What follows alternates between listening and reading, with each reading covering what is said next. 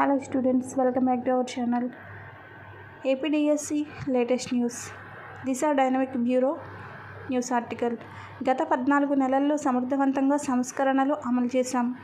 ఫలితాలు రాబట్టే బాధ్యత అధికారులు, ఉపాధ్యాయులదే అన్న మంత్రి లోకేష్. రాష్ట్ర చరిత్రలో తొలిసారిగా 16,347 పోస్టులతో మెగా డిఎస్సి ప్రకటించి విజయవంతంగా నిర్వహించాం. ఇకపై ప్రతి ఏటా డిఎస్సి ప్రకటించి ఖాళీలను భర్తీ చేయనున్నట్లు రాష్ట్ర విద్య, ఐటీ, ఎలక్ట్రానిక్స్ శాఖల మంత్రి నారా లోకేష్ వెల్లడించారు. ఉండవల్లి నివాసంలో విద్యాశాఖపై రాష్ట్ర స్థాయి అధికారులతో సమీక్ష నిర్వహించారు.